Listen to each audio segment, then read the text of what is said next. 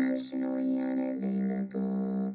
Welcome to Emotionally Unavailable, the podcast where we dive deep into the world of emotional availability and intimacy. I'm your host, Melissa Hepner, and I can't tell you how excited I am to have you join me on this journey of self-discovery and connection. Whether you're navigating the complexities of relationships or exploring your own emotional landscape, this podcast is here to inspire, empower, and entertain. So get cozy and let's explore the depths of human emotions together. Hello, everyone. Happy Monday. I am actually about to board a plane to Seattle for a speaking event. I'm so excited. I'm going to be on a panel, and it's my first keynote thing. Anyway, I'm really excited. Okay, so today we have a special guest who's dedicated to helping people transform their lives by breaking free from the beliefs that hold them back. Blake Lefkoe is a facilitator of the Lefkoe method, a powerful process developed by her late father that helps people eliminate limiting beliefs that keep people stuck in their unwanted emotional and behavioral patterns.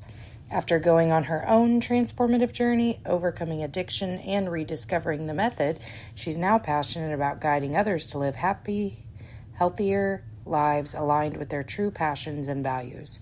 From helping clients break unhealthy patterns to creating a life of fulfillment for herself, Blake is here to share her wisdom on living authentically and with purpose. So, this was a really good conversation. I really enjoyed it, and I know you guys too, or you will too. Blake's a great guest, and she lives in Hawaii. Anyway, I'm busy getting packed, so here you go. I think I'm just going to leave that intro at that. I love you guys. Thank you for being here. Hope you had a happy Easter if you celebrate. And, yeah, I guess that's it. All right, here's me and Blake. Emotionally unavailable. Hi. Hello, how are you? Good, how are you doing? Good. I did the math wrong. I thought this was at 8 my time and it's at 7. So Oh, poop. I'm sorry. That sucks for you. that's okay. I'm here. I'm just, a little early. tired. Yeah, I understand. Well, thank you so much for being here and for working with me to schedule outside of the Calendly. No worries. No worries. I know that can get a little overwhelming, but it's overwhelming for me too. But I'm like, well, I want to try to get people in before July. So, Yeah, no worries. Thanks for getting me in so fast. So I was reading your Podmatch profile again, and it sounds like you have a really interesting story. Yeah. But more than that, like, well, I always call people like us who have found their own light in the darkness and are now sharing it with others. I just call you like a fellow luminary, because Cool. That's what I really feel like. I mean, my gifts all lie in experiencing something and then sharing the experience. That's how it's always been. And so I feel really connected to people who are doing that as well. But you've kind of taken it a step farther and have developed your own method. It's my dad's. Your dad's method, okay. Yeah. For how to deal with all this. So yeah, just kind of what I do organic, natural conversation, and I'm pretty sure both of our brains are sleepy. So whatever you want to say about that to start would be great. Okay. Cool. And we're recording already. Oh, okay. No, I just forget to say that. If I don't push record before you come in, I will absolutely forget. I've done it a lot of times. 10 minutes in, I'm like, oh God, I'm not recording. Cool. So do you have anything specific you want me to start with, or? Well, I kind of feel like I want to know about this method. Okay. So, I do a process that literally eliminates people's negative beliefs, and our beliefs are what create our negative, all of our actually behavioral and emotional patterns. Mm-hmm. So a negative pattern could be emotional anxiety, depression. Behavioral, it could be procrastination, addiction, right? Not doing something you want to be doing something you don't want to be doing. That can really just look like anything. Mm-hmm. negative sense of self, just kind of that loop of negative self-talk we get stuck in, doubt, sabotage. So all these things are formed by our beliefs. And when you find the beliefs underneath and you eliminate them, the patterns just organically disappear. And one of the really profound things about this method is there's no tricks. You don't have to remember anything. There's no integration. You don't have to keep doing something. Like once a belief is gone, it's just gone. You get to live in that new space and that new energy, that new vibration that comes from eliminating that belief. Yeah. Which is so powerful. And So powerful. it's permanent, like I tell clients, come for 5 or 10 sessions, and for the most part, that's enough for people. It's not like the therapy where you need to keep coming over and over. It's come for a while, you work on what you come to work on, and you're on your way. And everyone's different. Some people have a lot of trauma and they've concluded less beliefs. Some people have less trauma and they have more beliefs. So everyone's different, but I've had people that have seen such profound changes in just 1 or 2 sessions. And that's pretty amazing work. Yeah, that was the exact word I was thinking. I was like, wow, that sounds amazing.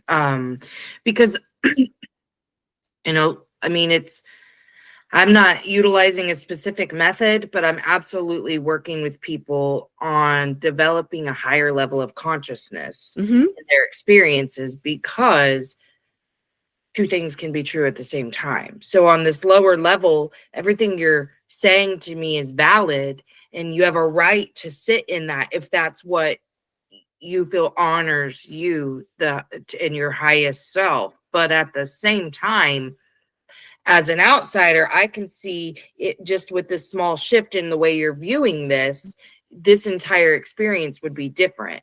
Even like my husband and I were having this conversation last night, like, our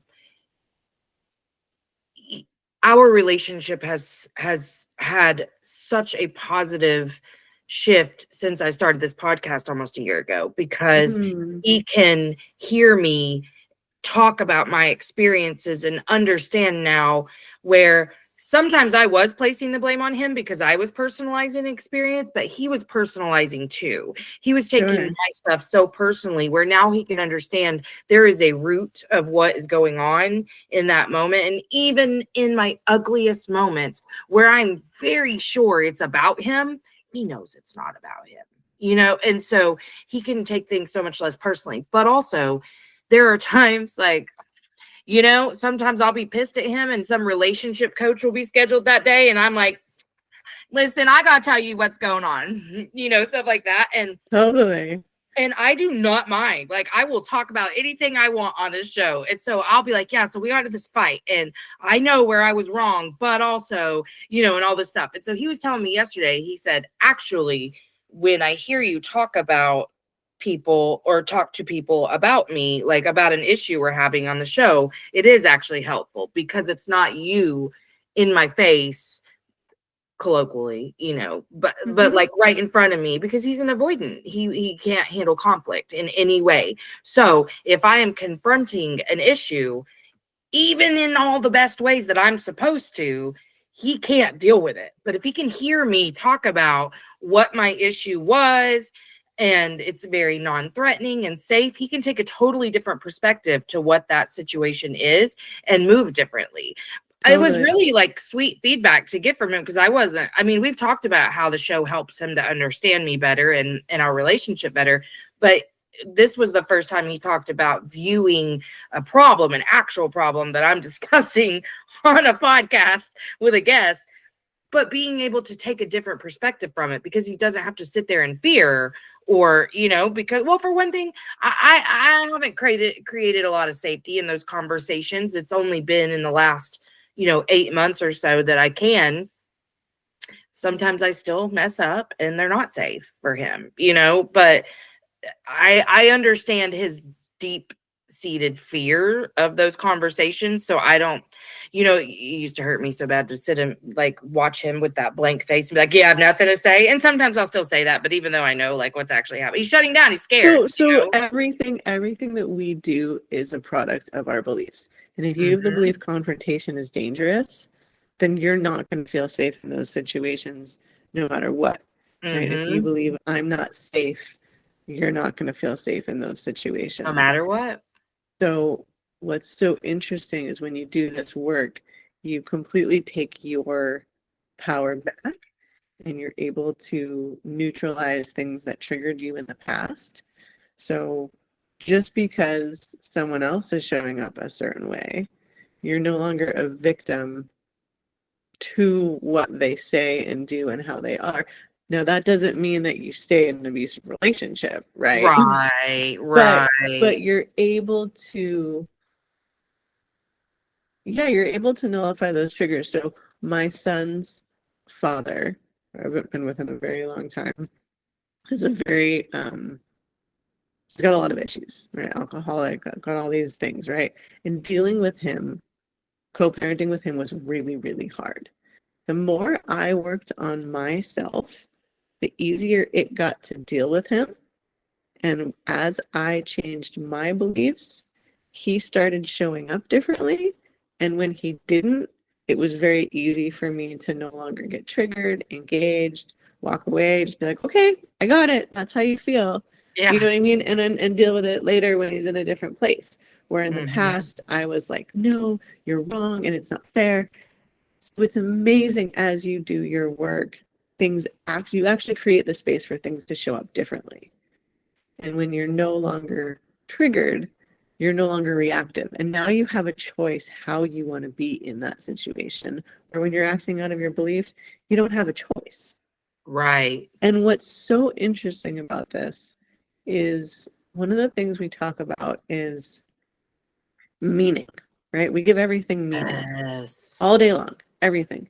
And a lot of the meaning we give things is a result of our beliefs, right? Absolutely. The meaning is made in the moment, right? But the meaning that we give events is what produces our emotion, right? People think, no, it's the emotion. No, the meaning comes first. So imagine you were walking down the street and you see a man. That's the event. There's a street, there's a man, there's you. This is the event. And you give that event the meaning, he could hurt me. How do you feel?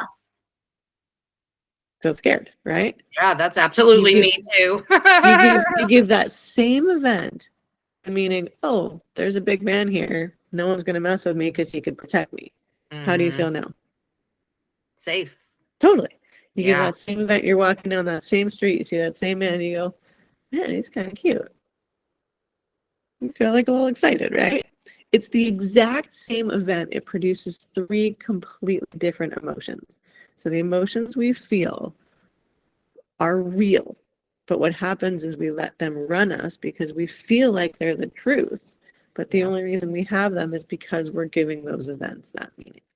Yeah. When you get rid of beliefs like people are dangerous, I'm not safe, and you get in that situation, now you can listen to your intuition and be like, is this person, you know what I mean? Yes. Am I safe? Is this okay? Should I this? Should I? But when you have beliefs and you just act out of that big meaning that you give everything, it's that victim mentality. You have to act out of that. Oh, I love that. I'm going to start using that example because that is such a profound way to look at that. One experience, no variables changing except for the meaning that you assign to it, does evoke 3 very different emotions. Very different. And that I just like how simple that is to get it out there because it's hard to get people to understand their subconscious and to understand, like, sometimes I feel like the resistance to it is the problem, but it's just unless you're aware of your programming and your just kind of underlying beliefs, not the stuff that are your non-negotiables, that are your conscious thoughts, the things that make you, there's a lot of beliefs about yourself and the world around you that you don't know about. I mean, I'm still uncovering so much because it's sneaky the way the stuff pops up. It like perfectionism, Sure. like every day I learn So, something. so perfectionism is totally a pattern that like I help people with. And some of the beliefs under that are, mistakes and failures are bad. If I make a mistake, I'll be rejected. The way to be good enough is to be perfect, right? We have all these things. And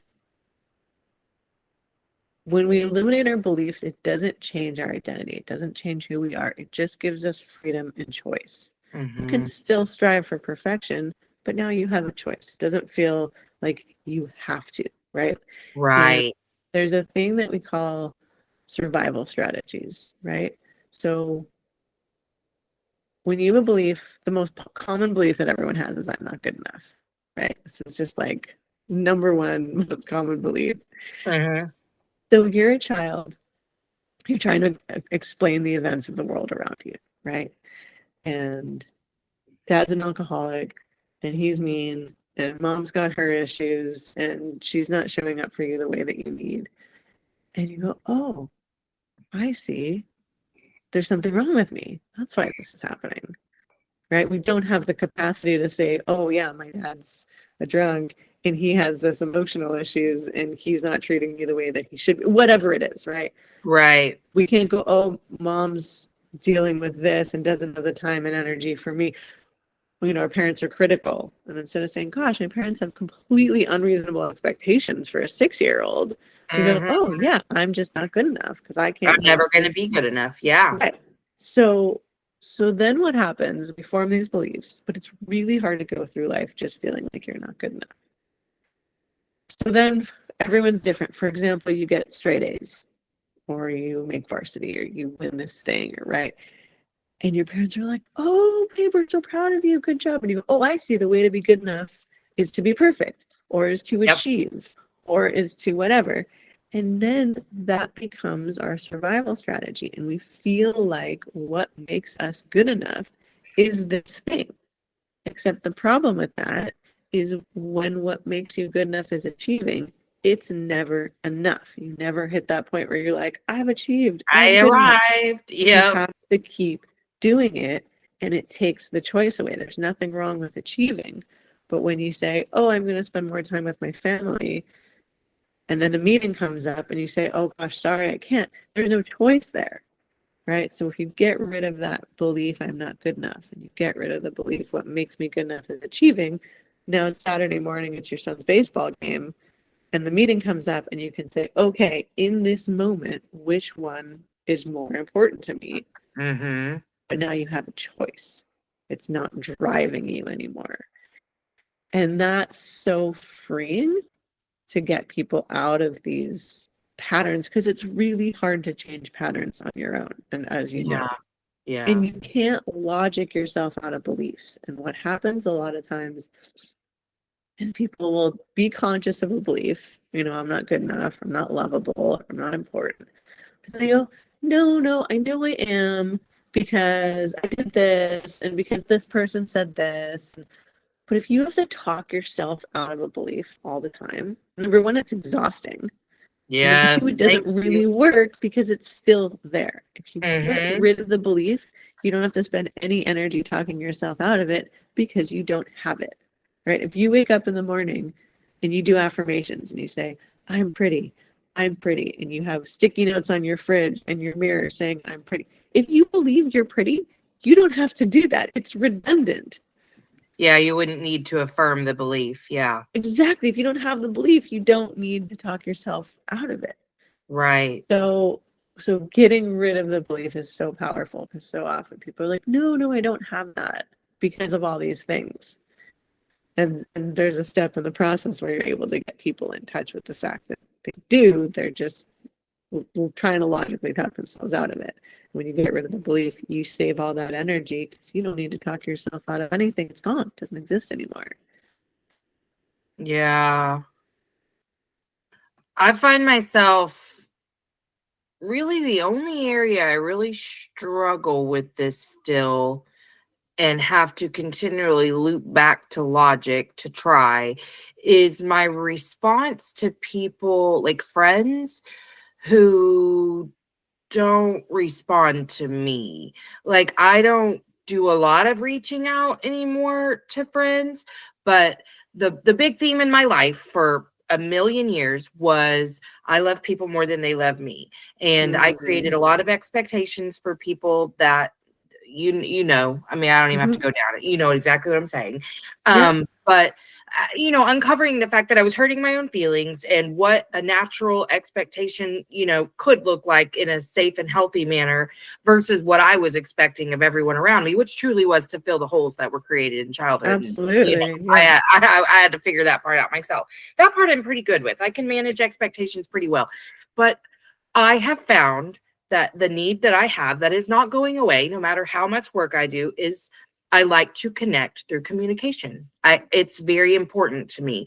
So I have surrounded myself with people who don't communicate nearly as often or as well as I do. I have a husband who I finally just quit even texting during the day most of the time, because even when I got okay with the fact that he was not going to text back, because, you know, he's an Aquarius, he's just up in his head, I didn't want to make him feel guilty when he saw it 6 hours later. You know, like, so like there was all these things that prevented me from reaching out to him during the day, but it was still like a back and forth. Even that I'm pretty okay with, but still with friends, if I reach out through text and then don't receive a response back for like 6 to 24 hours, that's a struggle for me to So what does it mean? What does it mean about you if they don't text back?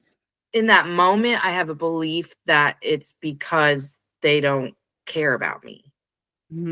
I mean, I obviously can logic my way through that and say that's not true, but deep down, that's what's coming up. Yeah. And probably like the closer the friendship, the more dramatic I feel about it, you know? But I really do feel like, or I guess another belief is that I'm annoying. That's something I've struggled with forever. Like, they're not responding because I'm annoying them, or they're mad at me and they just don't want to tell me. And some of that's true. I mean, some of that is actually true, but like in terms of, I know that there are people who feel that there is maybe some unresolved stuff that they would like to talk about, but I've surrounded myself with emotionally unavailable people, and not all of them have kind of like gotten through that. So they're not people that I try a lot with, but they are still a part of my life, at least in some capacity. And so I'll know better, but it hurts. I had a similar pattern, and I had the belief people don't like me.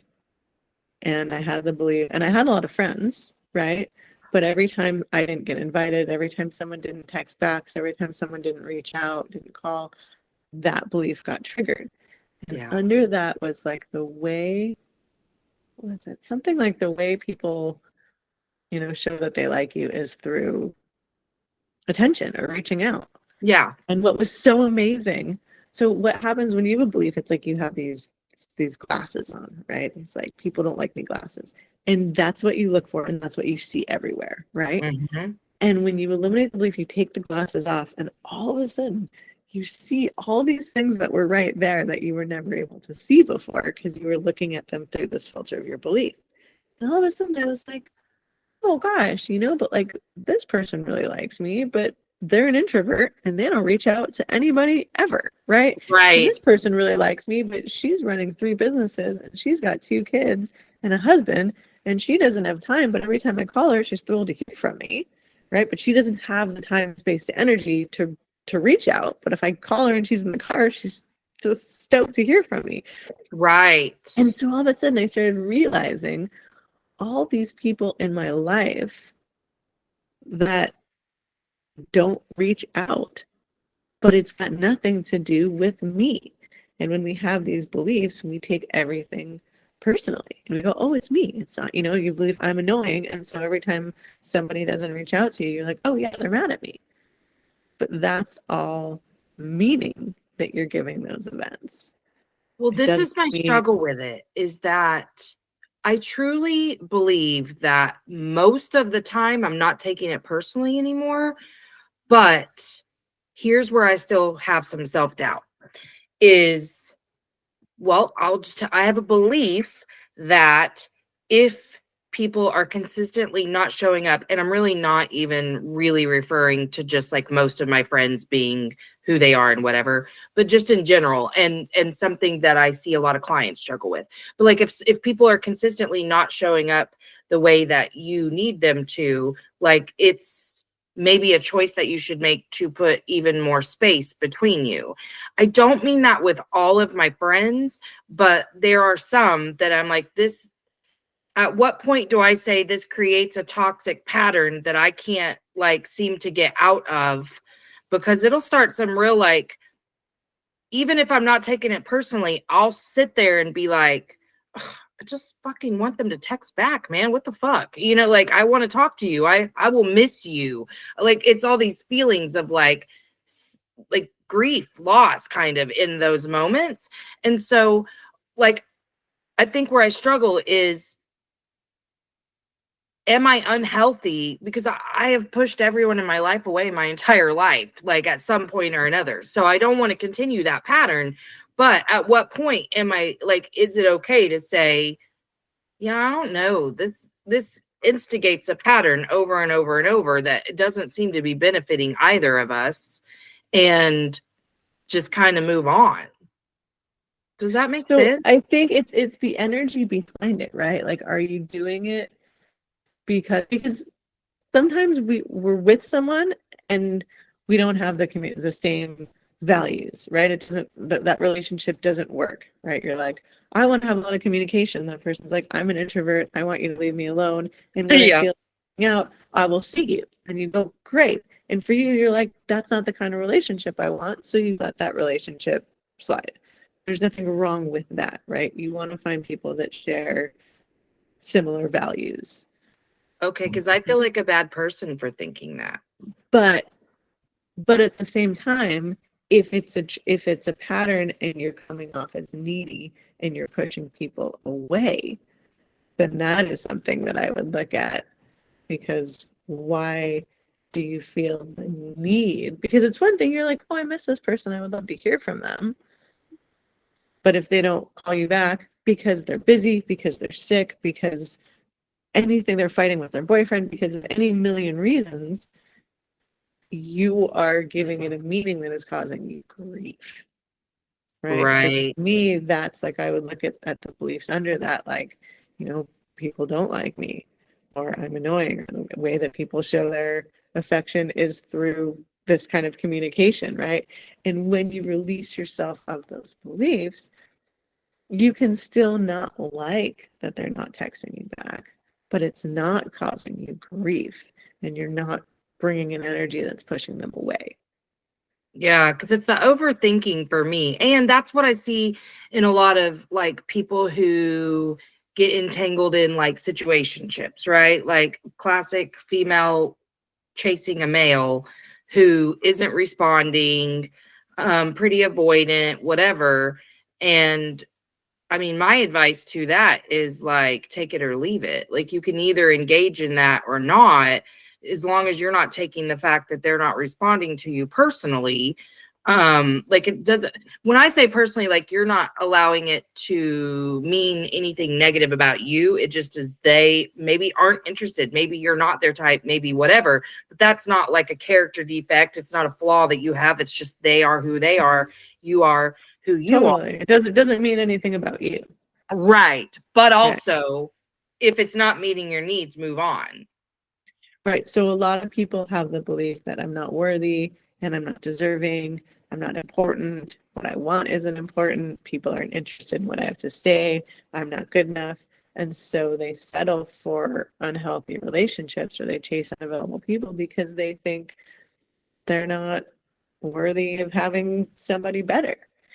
And Exactly. again, it's so hard to logic yourself out of that, because if that's really, and this is how patterns are formed, right? You grow up, you have a child, you have a dad, he's mean, he's abusive, and you form these beliefs. I'm not worthy, I'm not deserving, I'm not lovable. And then you go out into the world with those beliefs and you attract more people who treat you the same way because you have those beliefs. It's not your fault, right? It's a completely subconscious thing. And like you said, a lot of people don't even realize they have those beliefs. But when we have beliefs, they create patterns. We see it over and over and over again, right? If I believe I'm not good enough, that's what I'm going to see. That's what's going to show up. Every time I don't get a job, I'm like, yep, see, I'm not good enough.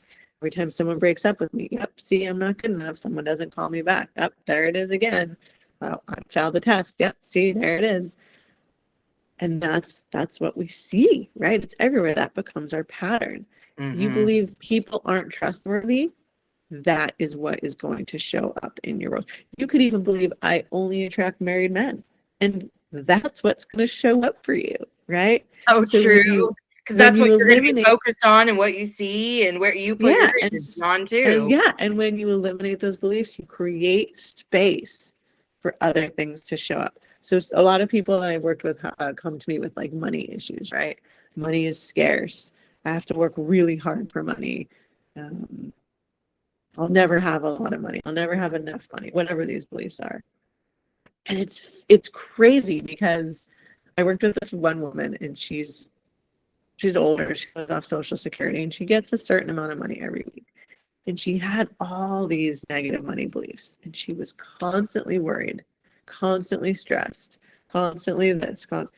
And we worked on money is scarce. You have to work really hard for money. I'll never have enough money, and something else.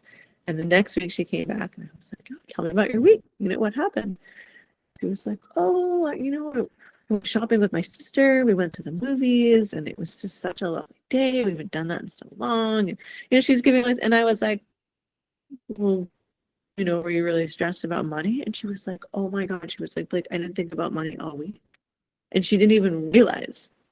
Like it just get rid of those beliefs, like those thoughts just stop. Yeah. And so it's so cool to be able to break those patterns and not just break the patterns. If you get rid of the belief I'm not good enough and you don't get a job, now all of a sudden you can be like, oh, maybe I would have hated that job.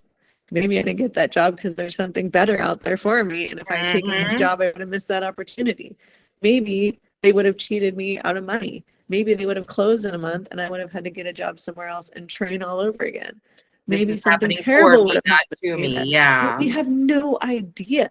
But when we have beliefs, like, yeah, you said everything's happening to me, right? Oh, yeah, I'm not good enough. That's why. And what's so cool is it's the same event, but now you're able to see it differently because you've gotten rid of this belief. Right. Yeah, and it is powerful. And I'm just thinking of all the things that I'm still having to go back and try to reaffirm beliefs that I'm trying to create, like around money, around business, around relationships. That like I just catch some of those old narratives, like I have to earn people's affection and I have to say no, you don't. Or but again, that's just trying to talk yourself out of it. Right. Absolutely. Yeah. And the amazing thing about this process is you spend so sessions are an hour. I usually work with people once a week. There's one guy who was like, I love this. I want to come twice a week and just get rid of all this stuff really fast. Right. Let's get done. Yeah. But the first belief, we normally go really slow. We establish a pattern. You find the beliefs. So the first session we do one, sometimes two, but subsequent sessions, like I have a client, we can do 5 beliefs a session, like 10, 15 minutes, and it's gone. And then there's no more having to talk yourself out of it. You just no longer feel like you need to earn people's affection. That sounds amazing. And for someone that, like what you were talking about earlier, is kind of this, like we're energy. It's not even a hippie thing. Like scientifically, we are energy. We are vibration. That's what we are.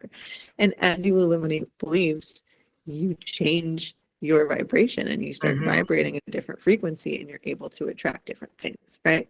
If you're a crackhead, all you are going to attract is crackheads. You don't have to say it. You don't have to ask. You don't have to look. That's what is going to show up in your world, right? When I used to be an alcoholic, everybody that I knew drank all the time. And on top of that, I was a bartender. So I was Oh like, yeah. what? Like I once met someone that didn't drink. And I was like, what do you do? Who do you hang out with? Like, Yeah. what do you do? That Like I sounds really couldn't even, it boring. didn't even make sense to me. I was Yeah. like, what do you even do with your life? And then when I got sober, I now have a whole community full of people and friends and a partner that either don't drink or have a very healthy relationship with it, and a glass of wine with dinner, a couple beers here and there, but like there's no drinking in my world anymore. And Right. so once I eliminated those beliefs and I started vibrating at a different frequency, what I attracted was completely different, and what I made space for to show up was completely different. And Yeah. just it's so powerful because you stop being a victim of anything, right? Other people, nobody can make you feel anything. It's the Yeah. meaning you give to what they say that causes your emotions. And when you're able to get rid of beliefs and stop giving that meaning that I'm not lovable and that people have to, the way that have to earn their affection, they have to do this, then you're able to respond to that instead of just reacting. Because when we get reactive, nothing positive happens, right? When someone acts out of a reactive nature, Yes. it's useless. Like there's nothing positive is going to come out of that. But when you're able to stop and choose how you want to respond, because you've nullified that trigger, it's no longer there. Now you have power, right? A really common belief that I help people with is I'm powerless. And powerlessness causes anger. You Mm-hmm. feel powerless to change something, you feel angry, right? And when you get rid of that belief and you're able to show up in that situation different, you have so much power now because you're not just acting out of anger. When you act out of anger, you are powerless. Right. What's happening? Yeah. There's no control behind reactivity. It's just No. a primal reaction. Yeah. And so by eliminating beliefs and being able to show up differently, you just create so much freedom, so much choice, freedom from having to live a certain way, freedom from anxiety, freedom from depression, freedom from dependence, freedom from the grief you feel when people don't text you back when you want them to, right? And it doesn't mean, like, you can still be sad, you can still be disappointed, but it's not running you anymore. Yeah. Well, this just reminds me too of people's belief that accepting yourself for who you are, all things considered, like every bad thing you do, or the things that you believe to be bad. Um, I know a lot of people who approach that with the belief that that lacks accountability. Like, well, then how will you receive consequences or change a behavior if you're just so willing to accept the behavior from yourself? And I think I just crafted a belief for myself, like resistance keeps us stuck. So if I resist my natural instinct to things and then assign meaning that it means I'm a piece of shit because I sometimes still get bitchy with my husband or sometimes still yell at my kids or just get short with them, that then I need to give myself consequences to what, like shame myself, be afraid of myself, what? And I just decided, like, no, I'm not doing any of that. I'm going to just accept myself for who I am. And that has been really liberating. But to hear, or even accept my children for who they are and meet them where they are. And instead of assigning meaning to situations and leaning into my own fear and shame, when something happens, I have my middle one who just turned 18, got himself in a little bit of trouble not too long ago. And I think my hesitance to talk with friends about it really lies in the fact that I already know your judgment and how I've handled it. So I'm not even going to go, like, you're not safe to talk to about it, because no, I'm not going to have a goal of punishment. My words to him were like, you did a really human thing. And we have a couple of choices here. You can say this is just some stupid shit I did and I'm going to move on from this, or you can sit and you can lean into your own fear, your shame, your doubt, the powerlessness that you feel as a adolescent, all of those things. Or you can say, like, people fuck up and I fucked up and I'm going to move on and do something different. Like, I don't have to stay here. But my job as his parent felt to me to guide in that experience, not to make him feel shame, not to make him feel guilt. Totally. And I mean, that is our It job had as nothing to do with parents. me, you know? Is to support. And that's so powerful, because when I started doing this work, one of the first places I really noticed a difference was in my parenting. Mm-hmm. And what's cool is, when you eliminate beliefs, you see it everywhere, right? It shows up in your relationships with people and how you parent, and at work, and just everywhere. Everywhere. Yeah. And what's so interesting is one of my clients was really hard on her child. And, she had these beliefs that, the way to do this is this, and da-da-da, and da-da-da, and you have to work hard. And she had the belief mistakes and failures are bad. And if I make a mistake, I'll be rejected. And if I make a mistake, I deserve to be punished, and read all these things. And so she acted out of her own beliefs raising her son, which is what we do. And as she started realizing how her beliefs were formed from her parents and how they kept her so stuck and limited and living in all this anxiety, she realized that how she was treating her son, because we look at our kids and we're like, oh, what's wrong with you? This is something people say to their kids. And then their kids go, oh gosh, there's something wrong with me. We don't realize that what we say to our kids has such a huge impact, because we're helping them to create these beliefs that they're going to go through life with. Right. And so a lot of times people have the belief, or they give the meaning of, oh, you're disrespecting me. You're talking back. You're disrespecting me. And if someone disrespects me, I need to X, Y, and Z. Yep. When you can switch that and go, gosh, isn't it amazing that my child feels safe enough to express themselves, to be who they are, authentic? Does that mean they get to yell at you and hit you? No, you can still have boundaries. But to say, oh, the fact that you're talking back means that you have your own thoughts, opinions. You're a strong person. You're not going to just, because you don't want kids that are just going to do what everyone tells them, because when they go to high school, you're going to be in a lot of trouble, right? Yep. So you want to create independent children that feel confident in who they are and their decisions, and creating opinions, expressing them. Right. So if someone's talking back to you, you go, gosh, isn't it amazing that I have raised this child that is able to have his own thoughts and opinions, and a safe space for him to disagree with me. And now you're able to have a communication with that child, instead of getting triggered and feeling disrespected and yelling at them and grounding them and sending them to their room or hitting them or whatever that is, right? And then before I talked about the survival strategies, right? So you conclude I'm powerless as a child. And then you have control over something and you feel powerful. And so you go, oh, I see, the way to be powerful is to have control. Mm-hmm. And so then you spend your life trying to be in control. And every time you're not, you feel powerless. And then you feel there angry. goes the anger. Yep. So when we have children, on the loop. we do the same thing. Oh, I can't control you. I feel angry. And people hit their kids. They yell at them, right? They can't show up to support them because their own beliefs are triggered. And so when you get rid of these, it affects your parenting so much, which is going to, in turn, help your child grow up creating more positive beliefs.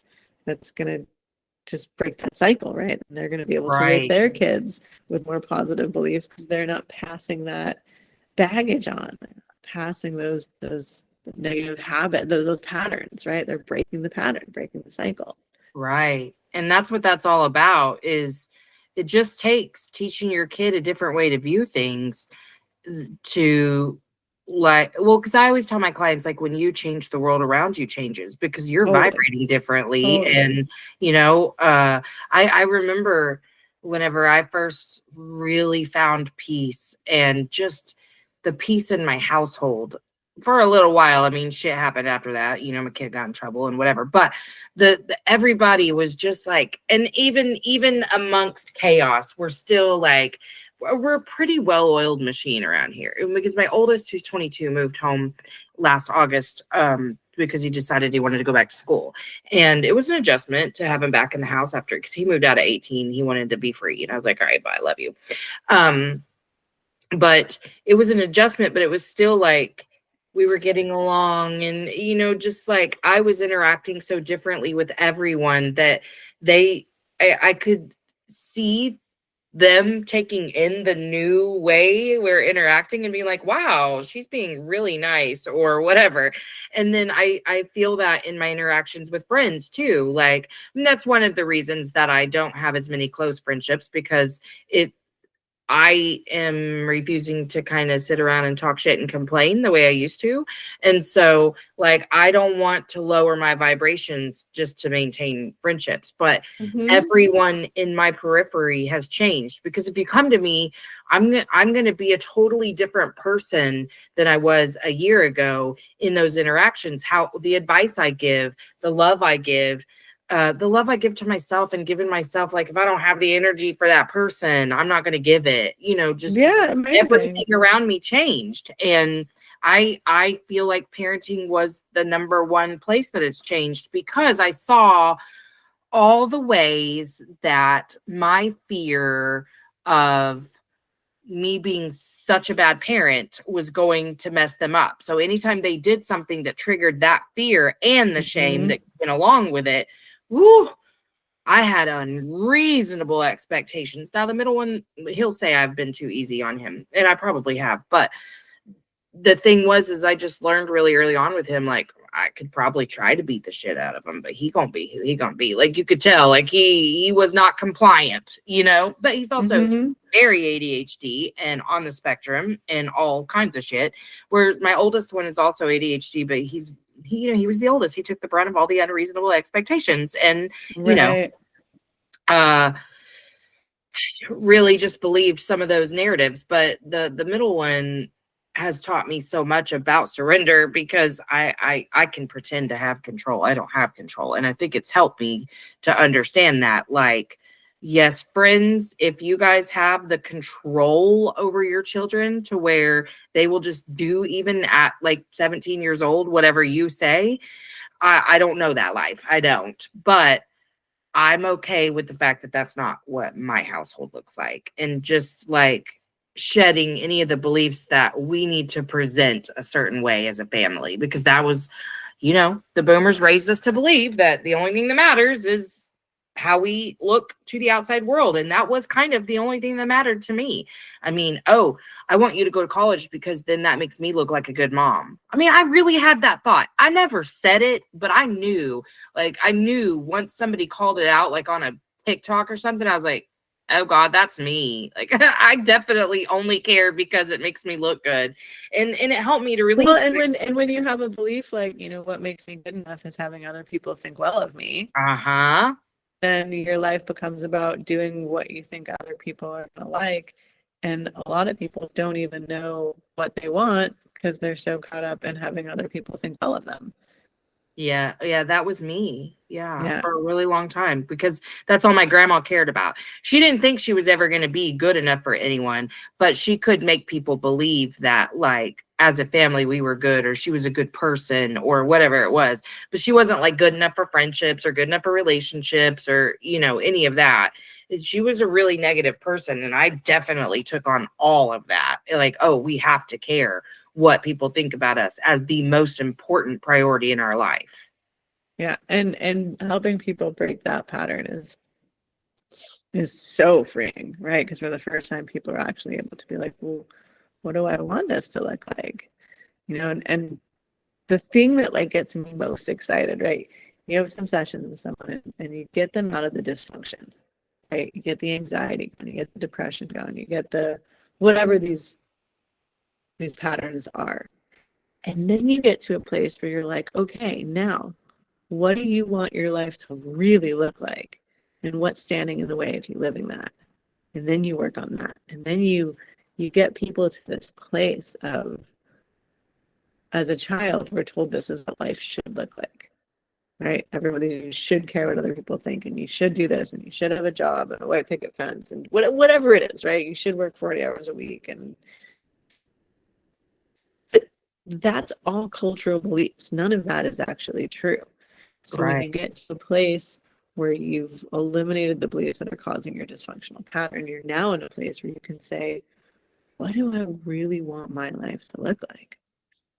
Right? Because there's no should. That's like a made up construct. So what do I want my life to look like? And what's standing in the way of me living it? And like that is so exciting to see people just fully step into, I don't want to say their power, but to step into their authenticity, to And live a life that's aligned with your passions Yes. and your values, as opposed to worrying about what the neighbors think and doing this because someone else thinks that's what you should be doing. Yeah. And that is just, it's so freeing. And it's amazing to watch people get to that point. It's incredibly inspirational and rewarding. And Yeah. I love that. Well, is there anything that you feel like you haven't gotten to say or share, or, call to action, anything like that? Yeah, so if this is like interesting at all to people, resonates at all, if you're curious, if you doubt it that it works, I mean anything, if you go to my website, there's the only thing you can do there besides read the content is there's a link to just book a free call. And it says 15 minutes, but they normally go 30. And you can like ask me any questions, you can express any doubts, you can concerns, anything. You can say, hey, this is my pattern. Can you help me with this? If you did, what would that look like? And yeah, I mean, I want to make this work available to everybody. And what's amazing is because people don't come for very long, 5 sessions. Some people will stay longer. Some people will do 3. It totally depends, but there's a lot of room, right? There's a lot of turnover. So I always can make time and space for anybody that's interested. And I want to work with anybody. So people that have money pay, people that don't pay what they can. I have a sliding scale. I'm super reasonable. I work with people all over the world, and I make different time zones work. It's all on Zoom. And yeah, That's amazing. I make time for anybody that wants to reach out and just have a conversation. It's totally free. I'm not selling you anything. I'm not pushing anything on you. If it feels like something that's interesting and you want to try, amazing. If not, I'll talk to you for 30 minutes and tell you whatever you want to know and send you on your way. Oh, so, I love that. How kind of you. I love that. And the website, it's just my name. It's just BlakeLefkoe.com. And I'll make sure that I put that in my show notes. Oh, awesome. Thank you. Yeah. BlakeLefkoe.com. And actually, like, if you have a social media, I'll probably follow you on there before this airs so that I can make you a collaborator on my post. Everyone keeps telling me that I need to do social media, and I just well, if you don't, that's okay, honey. I just want to, tag you if you do. If you don't, that's okay. I know. I have an old account that I haven't used in years because I just don't like it. And I every day I'm like, I'm going to do it. And I'm like, no, I know. I don't do anything other than like post promos for the episode. No, I know. It's a great free tool for business. I guess. I mean, I'm just now getting any sort of like hits off of it. So I've been at it really steady for almost a year, and Threads has been really helpful. Threads would be a great place for you to go. There's a very supportive community there. I've never even heard of that. What is that? It's a new one attached to Instagram that's supposed to be the new like Twitter. It's real annoying. I don't like the format, but the people there are pretty great. Amazing. Thank you. Yeah, absolutely. And so I will I'll go through your profile to add the link from there, and anything that seems like you would want to include it, I'll make sure to include it in my show notes. But if you think about it ahead of time and you think, oh, there is this or whatever, just shoot it over, and I'll be happy to include anything you want. Thank you so much for having me on. You're so welcome. I'm so glad that we were able to do this today. I hope that you have a great day. Thank you for showing up at the Ask Crack of Dawn. No Appreciate worries. that. It's light out now. Yeah. Well, and maybe there's a way that we could collaborate in the future. I'm trying to, build community. So let me know. I'm always down for that. Awesome. Okay. Well, have a great day and a great weekend. You too. Aloha. Bye-bye. Hey, make sure you've given the show a 5-star rating on whatever platform you're listening to if you haven't already. And check out my website, empoweredwithmelissahepner.org, or my link tree on Instagram at melissa.hepner to check out my latest offers or workshops.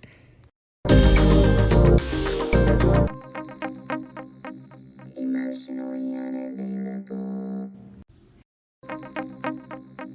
Emotionally unavailable. INDEPE and cut.